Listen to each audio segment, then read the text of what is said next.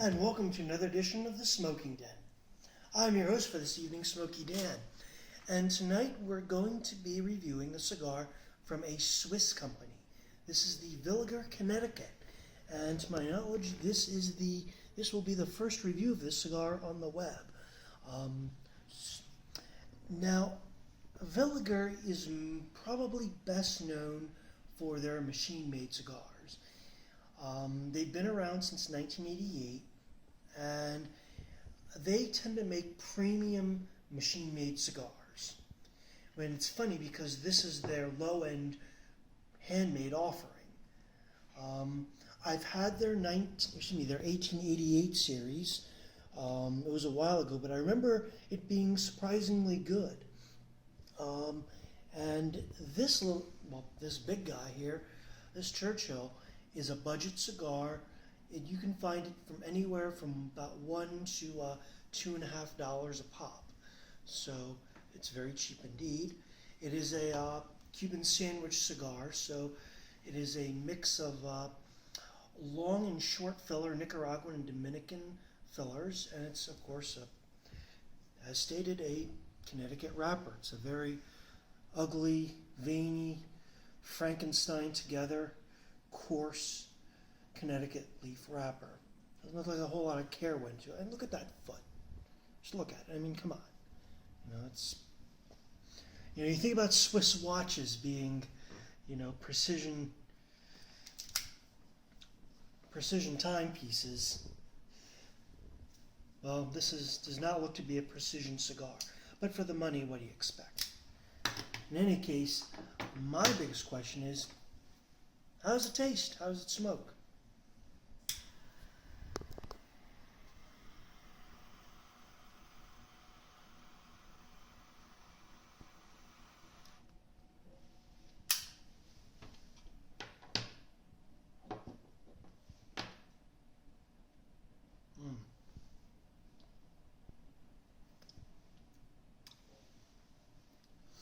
Oh, and a quick shout out to my friend Nikki for this really cool ashtray from Asia.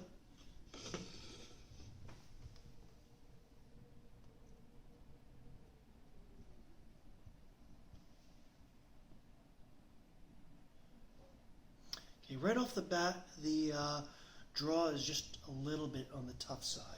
I'm going to give it another snip and see if that fixes things.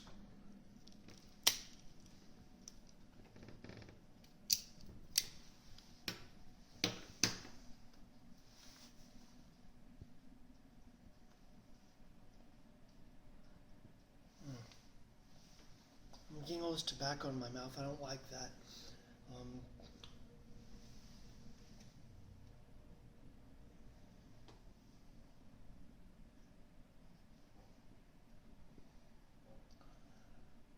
But in the plus column, the flavor is actually pretty nice.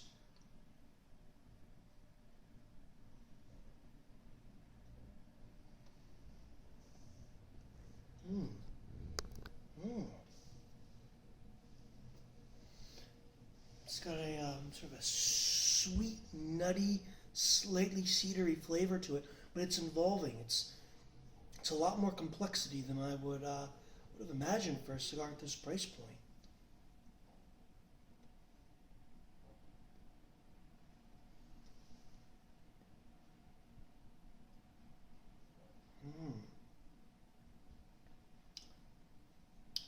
That sweetness, it's got depth that really coats the mouth from the back palate all the way to the front, and just a little bit of a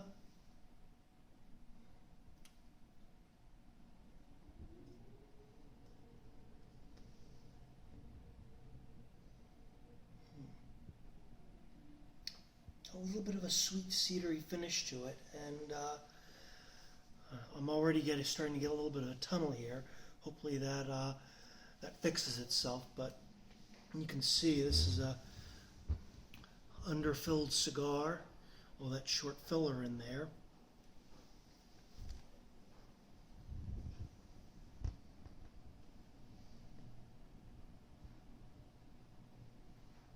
getting a little bit of dry chocolate coating the top and back palate too. The construction is clearly kind of crappy, but the flavor's not. But obviously I've got a few inches left to smoke on this thing, so we'll be back in a few seconds with the verdict on your YouTube screen. And we're back with the verdict on this Villiger Connecticut Churchill, and with my Teenage Ninja Mutant Turtle here, Teenage Ninja Mutant Turtle ashtray. I'll let you pick if you want me to name him Donatello, Raphael, or whatever the other ones are called. That depth that I was getting in the beginning with this cigar, as well as the bad draw, has all died down. The draw's good now. That tunneling I got, it cleared itself up on its own, thank goodness. So where do I really start with this thing? Ash is kind of ugly, but the burn's been good. One big problem I've been having with this thing is I don't know where the long filler is. I've been getting a lot of short filler.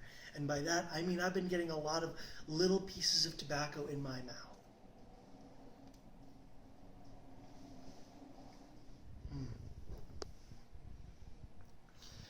And I mean, it's almost like it's a little tin of Skoal here at the end. For my foreign viewers, Skoal is nasty.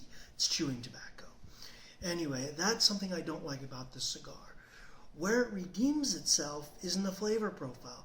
Even though it's been one-dimensional ever since about the first inch. It's sort of a nice cafe au lait flavor. Very, very mild, but very, very pleasant. It's pretty nice. Just a touch of cedar coming in the back palate in the last quarter here.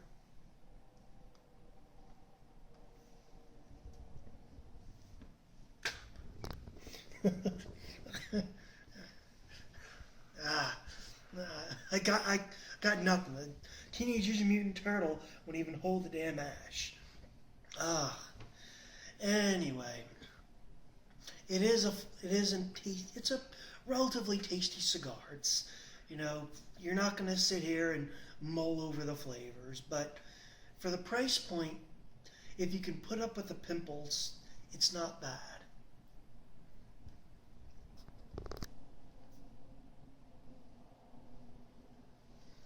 Creamy, little coffee, little bit of cedar. Basic but nice. I'm going to give this, even with the flaws, I'm going to give it a 5 out of 10.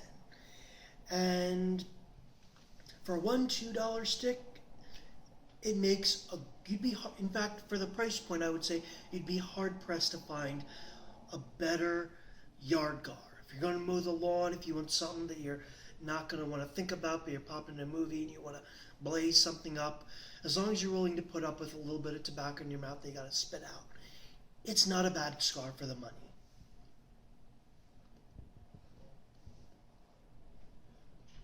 I bought a bundle of these for $16, and I'm not upset to smoke the rest. I'm not even going to pawn them off. It's tasty enough that I'm going to enjoy the rest. Is it a great cigar? Obviously not. But we kind of knew that from the beginning, considering the price point. That said, if